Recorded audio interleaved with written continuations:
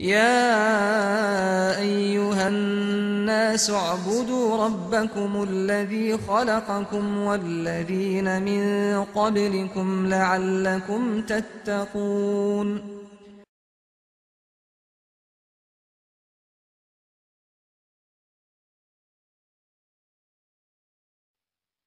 بني الإسلام على خمسة أركان في الدين: صوم وصلاة وزكاة حج والشهادتين. أعوذ بالله من الشيطان الرجيم. بسم الله الرحمن الرحيم. الحمد لله رب العالمين والعاقبة للمتقين والصلاة والسلام على رسولنا محمد وعلى آله وأصحابه أجمعين. أما بعد. Assalamu alaykum rahmatullohi va barakatuh. Hurmatli musulmon birodarlarimiz, bu qatimki dars programmamizga xush kelibsizlar. Bizniki bu qatimki darsniki asosiy mavzui nafl namoz. Ya'ni nafl namoz ikki qism. Birisi sunnati rotiba deymiz, birisi sunnati g'ayri rotiba. Ya'ni fard, ya'ni ortiq bir namoz, uning muayyan bir vaqti yo'q. Bundan başka en mühim olan namaz qiyamul layl, yani tahajjud namazı. Bu tahajjud namazınınki hiç qanday bir vaqti yok. Bu 365 gün eğer imkan bolsa, şu aza o'qishdan burun tuntan bo'lgandan keyin qo'pib ish bo'lmadi deganda Payg'ambar alayhisolatu vasallamning hadis rivoyat qilganda 8, 11 mushundaq o'qig'imiz nihoyatda bek yaxshi. Buning ustida mana oyat mi bor? Müslümanlarınki, müminlarınki bir şekli qanday qiladi desa, mana Alloh taolo Qur'oni Karimda innal muttaqina fi jannatin va uyun akhizina ma atahum rabbuhum innahum kanu qabla zalika muhsinin kanu qalilan minal layli ma yahjaun va bil ashari hum yastaghfirun deydi bu oyatda.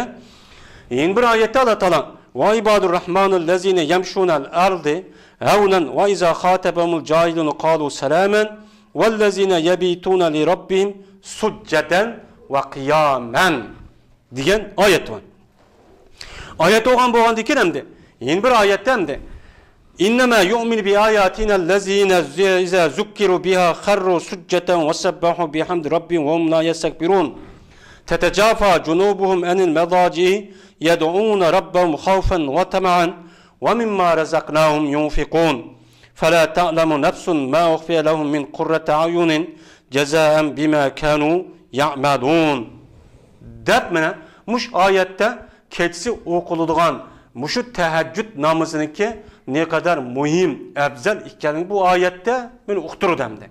Ana o an iken bu namazdaki vakti aşkufta namazı iken okusan buludu. Tüntende keçinin yerimisi okusan buludu, keçinin ahırısı iken, yani tüntenden iken, yani tanıtışısal burun okusan buludu. Lekin en yaxşısı tanıtıştın burun bir 15-20 minut burun anadayken okusa, yani keçinin 3'ten 1'i tüygendeyken okusak, yani en ubdan vakitte, en yaxşı vakitte okan bunumuz. Bu teheccüd namazı deyimiz. Hem de Ebu Derda radıyallahu ta'ala anhu için adaydı ki, üç adam var. Allah Teala bu üç adamni yaxşı gördü. Hem Allah Teala bu adamga nahayet hayran, hoş alıp geldi deydi. Onu hoş işaret verdi. Birincisi, qavo dese, mine bir fitne, bir yer çıkıp kaldı diken, o adam şu fitne karşı Allah için öz nefsi bilen mine cihat kılıdı. Ya ölüp geldi o, ya ki Allah Teala mine o adamga yardım kılıdı. Şu adam galibi kılıdı. Dep anladık Allah Teala dedi ki, mening bu adamga, mening bu badam qaranlığı. Bu men üçün öz nefse qandaq sabır qildi. İkincisi, güzel bir ayalı var, yumuşak bir köpüsü var.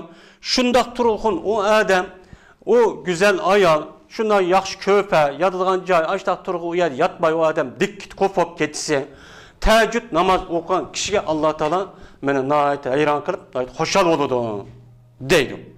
Nima deydi Allah Teala? Bu adam o'zidagi shahvatini va o'zidagi mushundaq rohatini meni deb, meni aslab tark etyapti deydi. Agar u adam xolis uxlaydi, meni deb mushtaq qildi deydi.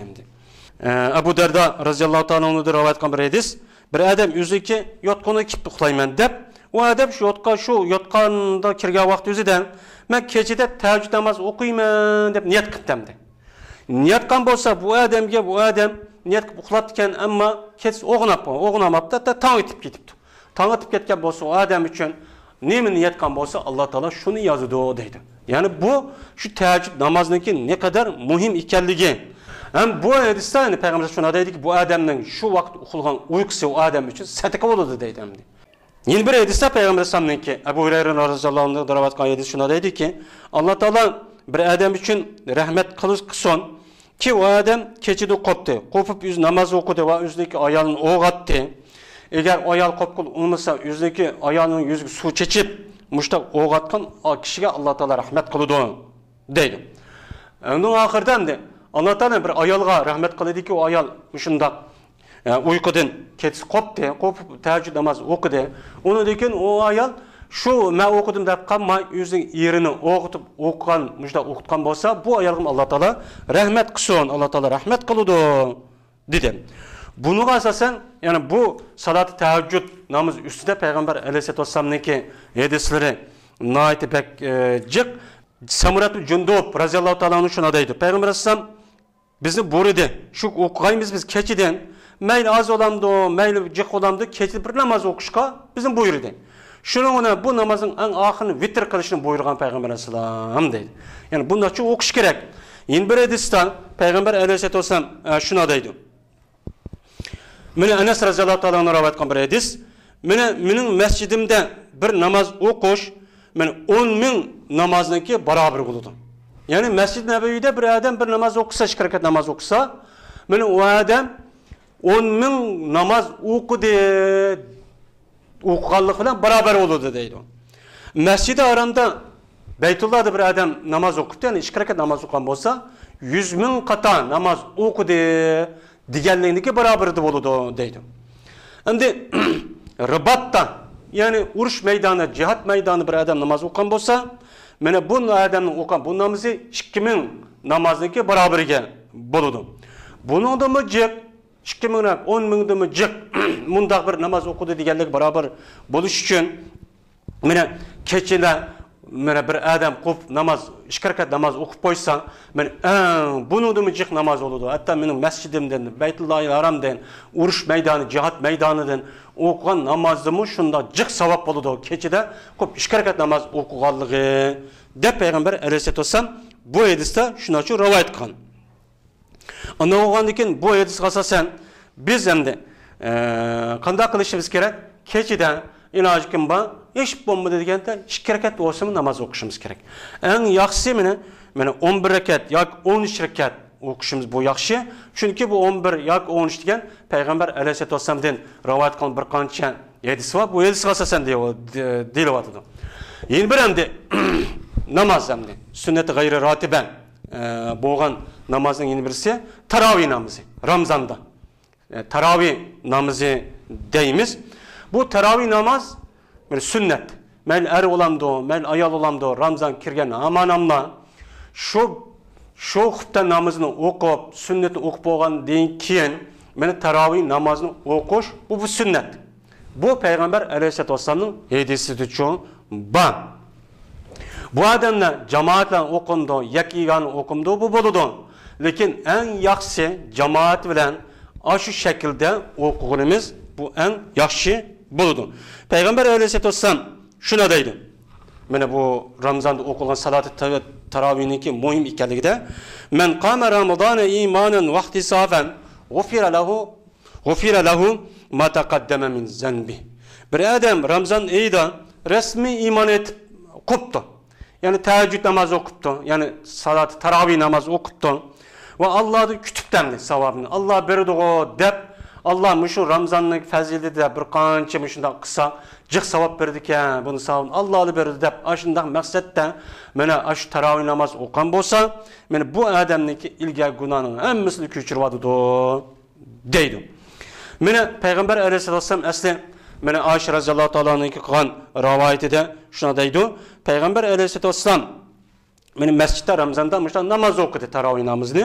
Namoz o'qigandan keyin buni ergishib kishilar nojiq kishilar namoz o'qib ketdi. Namoz o'qib ketgandan keyin shunlar ko'p bo'lib ketdi. Ko'p bo'lib ketgandan keyin 3-chi ham jo'q bo'lib ketdi. Shunlar payg'ambar alayhisalom bundan chiqmadi. Nima uchun? Degan vaqtingizda payg'ambar alayhisalom bularga chiqmadi. Dedi payg'ambar alayhisalom: "At qo'pib, men sening oldin kecha qilgan ishlarni ko'rdim. Men chiqmadim. Men chiqishni hech qanday bir narsa to'smadi. Men chiqsam bo'ladi. Tarovih namoz Ramazonda o'qigan bo'lgandan keyin men chiqishini faqat agar chiqib silaman va billaman o'qigan bo'lsam, bu tarovih namoz sizga farz bo'lib qolamdiki deb qo'rqib, men shunga chiqmadim. Agar bu yerda o'qiyverib nimqon bo'lsa, Alloh taolo bir buyruq keladi, 5 vaqt namoz o'qish farz bo'lib qoladi. Buning uchun farz namozni qilamisan, gunohkor bo'lib qolasan. Men buni deb chiqmadim dedi. Ya'ni demak bu hadisga asosan, ya'ni bu salati tarovih degan sunnatdan yuqori, ya'ni vojibga yaqin ya farzga yaqin degan gap chiqadi hamda. Shunga ba'zi bir odamlarniki tarovih namozniki payg'ambar ham o'qimagan, ondan bunda deydigan unda bir gapga qattiq quloq solmasligimiz kerak. Unda gapning hech qanday bir asosi yo'q. Bu biz deyilayotgan bu hadis, men Imom Buxoriy, Imom Muslim, Abu Davud va Nasai'lar rivoyat qilgan bir hadis. Endi bu tarovih namozniki qancha rakat? Qancha rakat ekanligidan meni o'xshamagan rivoyatlar bor. Ayşe radhiyallohu ta'ala anh'niki rivoyat qilgan hadis 8 rakat va vitr shuning bilan 11 rakat. Bu ko'proq rivoyat qilinadi. Ya'ni 8 rakat, 11 rakat deganlik bir qadar hadis nimada bor. Ham shuningdek hamda odamlar payg'ambar alayhisolatu Umar, Usmon, Ali radhiyallohu ta'ala anh'niki zamonida 20 rakat bo'lgan, 3 rakat o'qidi, shuni 23 rakat o'qigan degan bundan bir qancha rivoyat bor. Bu bilan 20 tarovih namoziniki 20 rakat bo'lganlar mushu hadis asarga asosan ham Umar roziyallohu ta'ala anhu bir kuni deydimdi bu hadisda men chiqdim. Chiqsa bir qancha odam yakka o'qiyotgan tarovih namozni, endi bir qancha odam bir qancha jamoat bu yerda o'qiyotgan. Buni ko'rib Umar roziyallohu ta'ala dediki, men buni hamma bir jamoatga meni yig'sam qanday bo'ladi dedi. Hamma qilib Umar roziyallohu ta'ala hammani yig'ib, sizlarga Ubay ibn Ka'b imom bo'lsin, mush tarovihni mushta o'qinglar deb berketdi. Berketgan ishga chiqib hamma shu Ubay ibn Ka'b roziyallohu ta'alaning oqisi namoz o'qiganini ko'rib, Umar roziyallohu ta'ala ajab bir yaxshi bir ish qilibdi bu dedi. Shuning bilan shu chani o'zida sahobaning hammasi ish qilgan ya undaq ya bundaq demidi, bu ijmoga aylanib ketdi. Yani salat-ı taravih namazındaki 20 rekat bo'lganligi 3 rekat sünnet bilen 23 rekat bo'lganligi bir icma. Şu sahabeninki bir qancha ming, bir qancha yüz sahabenin aşağı bo'lganligi hemiz şu arkalık, şu Ömer raziyallahu ta'ala onunki aşıngan muvafiq kelish, aşının deganning o'zi icma bo'lgan ekan. Eğer undan bo'lmagan bo'lsa, Peygamber sallamdan sahabeleri ko'rgan bo'lgan ekan. Eğer ya o az ya çıkıp kalgan olsa bununla bana sahabeler ya bulmaydı dedi. Birisi ya bulmadı ya 10 rekat okuyamaz. Ya ki 35 rekat okuyamaz. Vakaza deydi. Lakin onlar demedi. Hemisi muştan icma kılıp gitti. Şuna salat-ı vitrindeki 23 rekat ikkaligi muqim, muayyen bo'lgan bo'ldi. Bu salat-ı vitrini cemaatinden okuş gerek. Hem salat-ı vitrinin kendi raketi meselesinden 13, 20, 23 bazıları 36 deydi, 39 diyen bu muhaddis bazı alimlerimiz var. Bazı alimler 39 rekat diyenin bu var. Yani normalde 23 rekat okuğunumuz yaxşı. Ama bu taravih namazındaki hem de kıraat kançılık okuludu. Taravih namazındaki kıraatını her bir rekatı bolsa 100 ayet, 200 ayet okuş gerek dep muda qaraydı. Yani Kur'an yani Ramazan kirgen amanamla Ramazanda taravih bilen Kur'an'ı bir qatim tügütüş bir sünnet. Şunu karta yani kündü bir qatim bir fardan okuğunumuz bu bir kadar nima o yaxşı. Bu oqa vaqtinizde aldıran sallık bilen g'orrt okuşka bulmaydı onu. Yani bir alvan okumayımız. Yani biz onu oqandayken sünnet şu bir qatim tügütüş sünnet oqandayken iki qatim sünnetim öten nafl olgan buludu. O naflini oqanda biz Kur'an'ı bir qarim hafız bo'lgan bo'lsa aldırmay okup şunda huşu, tazarru aştaqıdan to'liq bir kamil o'qishimiz uchun bu en muvafiq. O Allah'a var okup yadını qilish emas, onu biz buyurulmadık. Yani bunu asasen bu bir şekilde o'qishimiz kerak. Endi yeni bir namaz var. Yani normalde salat-ı duha, yani çaş vaqt namazı deymiz.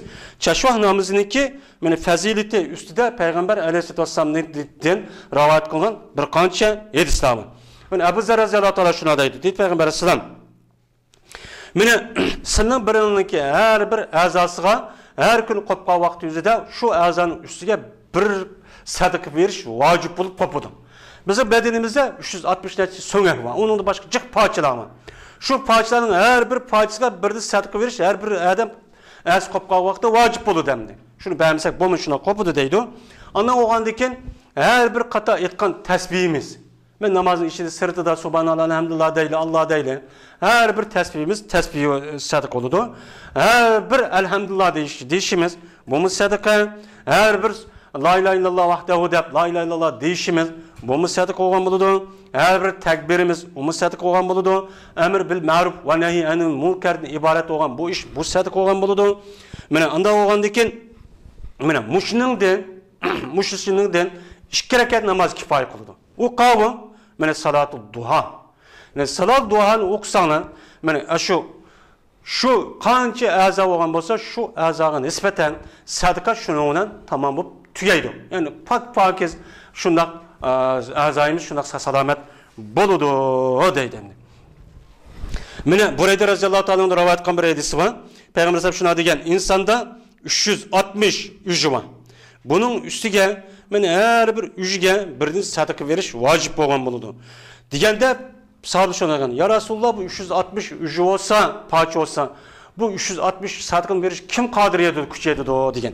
Degan vaqtda Payg'ambar sollallohu deganki, mana masjiddagi bir adam masjidda ya paskin binasi yoki tükürük binasi olgan bo'lsa, uni kun betishning o'zi mana u bir sadaqa.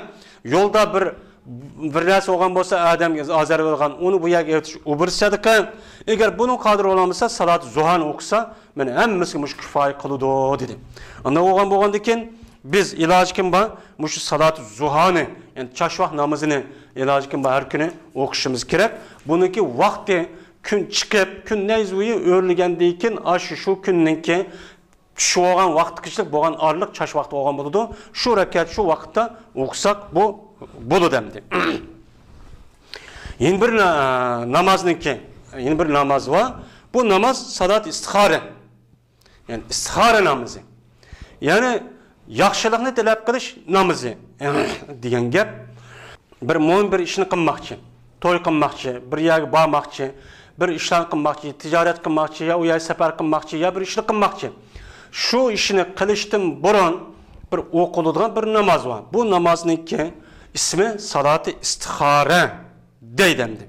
Salat istixora degan bu farzdan boshqa bir namoz. Endi bu namoz Jabir roziyallohu ta'ala anhu shuna deydi.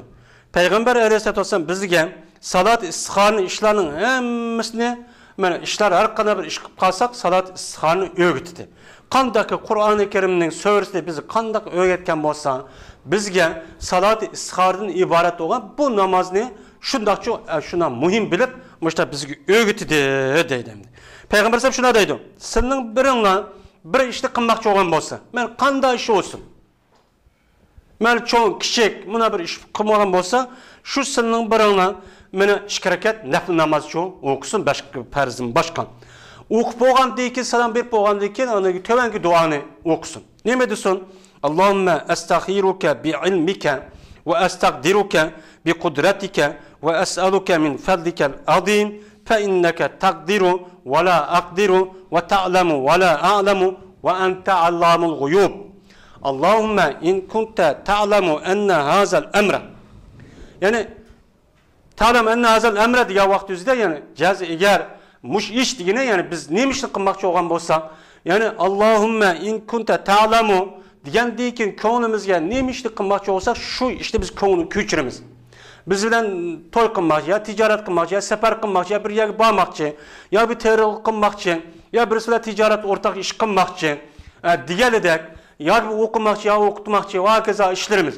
Mush ishni qilmoqchi bo'lsak, yani mush bir şey kelgan vaqtda biz uni ko'ngilni ko'chiramiz endi. Ko'chirib endi yana deymizki, yani hayralli fi dini va ma aqibati amri yoki acil amri va acili degan bu nimba. Endi rivoyat bir qancha nim bo'ladi. Yani bu duoning asosiy nimasi? Ey Alloh, agar sen emdi muş iş men qilmoqchi bo'lgan ish meningki dinim va dunyoyim va meningki ishimniki oqibati uchun yaxshi bo'lgan bo'lsa buni men uchun taqdir qilgin. Agar bu ish meningki dinimga, hayotim, turmush ishimga va ishimning oqibati yomonlik bo'lgan bo'lsa buni qaytdi deydi. Yoki bo'lmaydi yoki hozir yo kelgusida degan gap, men ajili degan. Bunu da xatar ya foydali bo'lgan bo'lsa, menga taqdir qilgan, nisib qilgan. Agar bu ish menga zarar bo'lib qolsa qaytug'in degan bunda bir gapni-chu deb anadi ekan. Taqdiruhu li va yassiruhu li summa barikli fihi deydi. Wa in kunta ta'lamu anna hadha al-amra sharrun li fi dini wa ma'ashi wa aqibati amri deb munadisim bo'ladi. Yoki bo'lmaydi, vaqibati amriniki o'rniga ajila amri va ajilihi degan gapni buni desam bo'ladi. Deb anadi ekan. Fasrifu anni wasrifni anhu waqdur liyal khayra haythu kana summa ardini bihi deb bu duoni qilsin. Shuna bu odam o'ziniki hojatini, ya'ni Allohum in kunna, ya'ni ey Alloh agar mush ish degan vaqt yuzda o'zining hojatini ko'ngli ko'chirdi deydi. Mushuning uchun dison deydi bu salat istixora. Yani bu istixorani o'qib bo'lgandan keyin darhol bo'lsa odat bo'yicha tarat elib yetishdan burun pokiz tarat elib mushta namozni o'qib shad uxlag'in emas. Yaxshi. Agar bu istimida o'qiymiz. O'qgandan keyin shu ishlarning sabab ammalarini qilamiz. Qan bo'lgandan keyin anadagi bizdagi ko'nglimizga shu ishga nisbatan birinchi qatim qanday bir ya'ni bir xil namoyon bo'ladi, shuni qarta qilsa bo'ladi. Ya tushimizga kiramdi yo kirmamdi yo unda buni bir hadisda bir narsa yo'q. Ammo Imom Navoiy rahmatullohi alayh bu ishga kelgan vaqt o'zida agar salat istixorani o'qib, mush duoni o'qib o odam qilib bo'lgandan keyin u odamning ko'ngliga o ishga nisbatan ya bo'ldi bo'lmadi deb ko'ngli tatgan bo'lsa, agar tatgan bo'lsa qilsin xayriyatdan imkon bo'lgandan keyin qilmagan tatmagan bo'lsa uni qilmasin deydi. Bu ko'ngli shuncha bir ayon bo'ldi deydi. Ammo tushida undoq o'g'ay, tushida bundoq o'g'ay, bir undoq o'g'ay degan gap yo'q. Yani biz ishni tavakkul qilib mushdoq qilaman degan bo'lgandan keyin oldi bilan biz shu duoni, shu namoz, shu duoni qilgan bo'lgandan keyin bu duoning asosiy nimasi, ya'ni istixora bo'lgandan keyin shu istixora degan gap shu ishniki yaxshiligini Alloh taoladan talab qilgan namoz degan gap bo'ladi endi. Biz uni talab qilib bo'ldik. Agar nima bo'lsa-mi, talab qilib bo'lgandan keyin agar biz uni kaskin iroda qilgan bo'lsa, shunday qilaveramiz. Sunnatni masalan tushimizga ayon bo'lsa texim yaxshi, ko'nglimiz tatgan bo'lsa texim yaxshi, tatmagan bo'lsa uni keyin Alloh taolo buni yondiribdi deb o'cha darhol uni yenishimiz çok kerak. Bu salat istixora, yana bir namoz bor. Salat tasbih deydi. Salat tasbih mana bu sünnet ratib emas. Bu nafl bir namoz endi. Bu nayet bir muhim bir namoz. Bu İbn Abbas radhiyallohu ta'ala shuna deydi. Dedi Peygamber Aleyhisselam Abbas ibn Abdul Muttalib uchun o'zining tag'isi uchun. Ey Abbas, ey tag'am, men sana bir narsa bermayman. Men sana shunda jiq bir narsani men bermayman. Sen alohida xususan muhim bir narsa bermayman. Sana men 10 xil xislat bor. Buni men sen qilib qo'ymayman. Sen qachoniki ashini qilsang, Alloh taolo seninki oxiri va avvali va oxir gunohingni kechiradi. Ilgaki kona va yangi gunohingni, xatoligingni qasddan xato qilgan, qasddan qilgan, kichik, cho'ng, maxfiy, oshkor qilgan gunohingni hammani cho'q kechiradi deb bir payg'ambar alayhisalom o'zining tag'isi bo'lgan Abbas ibn Abdul Muttalibga mush ta'limotni chu bergan. Ana o'g'andiki bu namozning ismi salati tasbih bo'ladi demdi. Buni bilan 10 xislat olgan bo'ladi. Buni qanday qilsan deydi. Degan vaqtda payg'ambar alayhisalom mana 4 rakat namoz o'qiymiz. 4 rakat deb niyat qilib o'qiymiz. Mana har rakatida alhamdulillah o'qiymiz. Undan keyin bir sura o'qiymiz. Sura qo'shib, ya'ni u sura bu sura yo'q. Surani o'qib bo'lgandan keyin mana shu qiroatni o'qib bo'lgandan keyin ruku qilishniki oldidan, ruku qilishdan burun qoyim, ruku qilishdan oldida biz subhanallohi valhamdulillahi va la ilaha illalloh vallohu akbar deb buni 15 qator deymiz. 15 qator deymiz. Ondan keyin ruku qilamiz. Ruku qilib subhana robbiyal azim deymiz.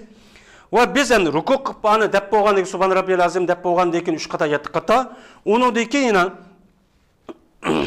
Yine deymiz, yine 10 kata deymiz. Aş yukarıki, aşu subhanallah, velhamdülillah, ve la ilahe illallah, vallahu ekber degenni 10 kata ruku kılgan haletimizi deymiz. Anadaki rukudan başını götürüp semiyallahu limen hamide deymiz. Semiyallahu limen hamide dep bolgandan yine 10 kata mine subhanallah velhamdülillah ve la ilahe illallah vallahu ekber degen yine 10 kata deymiz. Anadaki secde kılımız. Yine secdede subhana rabbiyal azim, subhana rabbiyal a'lani 3 kata dep bolgandan keyin en az ya bunu 7-8 kata dep bolgandan keyin yine biz onu yine 10 kata deymiz. Ondan keyin secdeden yine baş götürmez. İki secdenin aralığında yine 10 kata deymiz. Ondan keyin 2 kata secdege yine secde kılımız. Yine bunu yine 10 kata deymiz. Ondan keyin secdeden özümüz 5'imizi götürmez. 5'imizi götürüp qiraat qilishdan burun yine 10 kata deymiz. Şunun bilan mushu 4 rakatning hammasi deymiz. Degandan keyin mana har bir rakatda mana 75 kata degan bo'lamiz. Şunun bilan buni 4 rakatda 4 rakat hammasi qilamiz. 4-rakatda andan keyin shu attahiyatni o'qib, şunun bilan normalda durut yo'llab duo qilib, shuni tamom qilamiz. Men mushuni qilsak mana bizniki cho'ng, kichik, maxfiy, oshkor qilgan duoyimizning, gunoyimizning hammani Alloh taolo biz gunoyimizni kechirdi. Kechirsa buning qarshiligida Alloh taolo bizga 10 xislatni berdi deydi. Deb anladık Peygamber yüzün tağısı şuna degan. Eğer qadir olsan her günü bir kata o'qishga qadir olsan bir kata o'qigin. Eğer her günü qadir bir kata o'qish qadir bo'lamsan, sen her cümlede bir kata, yani her haftada bir kata o'qin. Eğer her haftada bir kata o'qishga onun kuching yetmasa, her yilda bo'lsa bir kata o'qin. Eğer bir yilda bir kata o'qishga onun kuching yetmasa, sen ömrüngde bir kata bo'lsa o'qigin. Degan özün tağısı ta'lim bergan. Bu hadisni mana İmam Abu Davud İbn Majja rahimehumullah rivoyat qilgan hadis. Mana bu namozni salati tasbih deymiz. Biz bu şekilde eğer imkanım olsa kunda yoki haftada yoki oyda yoki bo'lmaydi yilda ya ömrümüzde ya hayatımızda bir qatacha o'qishimiz kerak. Bu salati tasbih Peygamber shunday bir ta'lim bergan. Endi bir namoz var, salati hojat. Hacet namazı edi. Yani bir narsa bizim hacetimiz çıkıp kaldı. Ya onuğa ya bunuğa bir işli kılışka. Bu namaz ne? Biz salat hacet deyimiz. Mene Ebu Derda razıyallahu anh şuna deydi. Peygamber Zab şuna degen. Bir adam taharatda alsan. Taharat algan dekin o taharatı kamil mükemmel algan bolsa, kamil mükemmel ep bolgan dekin alaydı taharat yaptırmış namaz okuyman der. Anı dekin 2 rekat namaz okuttu. Bu 2 rekat namaz ne? Kamil mükemmel okugan bolsa, men bu kişiye Allah Taala nemini so'ragan bo'lsa, şu o'qibla ya namazning şu salom berishning oldida ya salom berganda 2 salat hojat deb o'qib, nemini so'ragan bo'lsa, Allah Taala şu odamga ya darhollikqa ya azroq bo'lsin keyingi muddatda şu o'ziniki hojat tushgan şu hojatni Allah Taala berdi deydi. Meni bu nima u? Salat hojat. Ya'ni hojat namozi. Endi bir namoz bor, tövbe namozi deb. Mene Abu Bakr razıyallahu ta'ala'nın rivoyat qildi. Dedi Abu Bakr razıyallahu ta'ala anladım ben Peygamber şuna dedi ki, mene bir adam gunoh qilib qolgan bo'lsa, gunoh qilib anadagi turib tarat olgan bo'lsa, anadagi namoz o'qigan bo'lsa, gunoh qildi bu adam. Gunoh qilgandan keyin bo'lmadi deb hamda tövbe qilish uchun o adam turib tarat elib namoz o'qib qolgan bo'lsa, anadagi Alloh taologa mene istig'for etgan bo'lsa, mene bu odamning gunohini Alloh taolo kechiradi dedi. Yani bir adam gunoh qildi, gunoh qilib pushmon qildi-da, pushmon qilgandan keyin u odam qanday qildi demdi?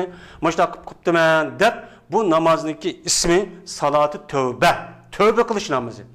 Shuni u odam kamil mukammal tarat elib mana uni keyin mana namoz o'qish shakli normal namoz hamdi.